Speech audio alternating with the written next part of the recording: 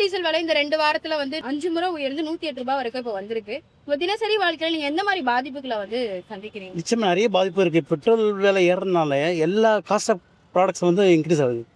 சாதாரணமாக காய்கறி முதல் கொண்டு பார்த்தீங்கன்னாக்கா ரூ. 30 விற்ற தக்காளி ரூ. 20 25 தக்காளி இப்போ 40 45. அவங்க கிட்டக்க டீசல் விலை ஏறி போச்சு, அதனால் வாடகை அப்படின்னு சொல்கிறாங்க. இப்போ எங்கள் ஆட்டோலைன்னு பார்த்தீங்கன்னாக்கா நிறைய கஸ்டமர் அதே அடமெண்ட்டாக 40 தான் கொடுப்பேன், 50 தான் கொடுப்பேன் அப்படின்னு சொல்கிறாங்க. ஸோ எங்களுக்கு இது பாதிப்பு இருக்குது, நிறைய பாதிப்பு இருக்குது. அதனால் இந்த பெட்ரோல் வந்து இப்போ சென்ட்ரல் கவர்மெண்ட்டு இதில் இன்வால்வ் ஆகிட்டு கண்டிப்பாக இதை குறைக்கணும். அது குறைச்சா தான் எங்களால் வாழ்வாதாரம் நல்லபடியாக வாழ முடியும். இல்லைன்னா ரொம்ப பிரச்சனைகள் தான். எங்களுக்கு வருமானம் பத்தாத இருக்கிறதுனால நாங்கள் எப்படி மேடம் சமாளிக்க முடியும்? எங்களுக்கு வருமானமும் அதிகமாக உயர்ந்தால் தானே நாங்கள் இப்படி தினம் தினம் ஏறிட்டே இருந்தால் நாங்கள் எப்படி லைஃப் ஓட்ட முடியும்? அதனால் எங்களுக்கும் இந்த அத்தியாவசிய பொருளும் இந்த பெட்ரோல் இதெல்லாம் எவ்வளோ கம்மியாகுதோ அதை வச்சு தானே நாங்கள் முன்னேற முடியும், நாங்கள் இருக்க முடியும். இது வந்து மத்திய அரசுடைய தவறான ஒரு அணுகுமுறைன்னு சொல்லுவேன் என்னால் முடியும். அதனால தான் இதுக்கு காரணம். இதனால் ஏழை மக்கள் ரொம்ப பாதிக்கப்படுறாங்க.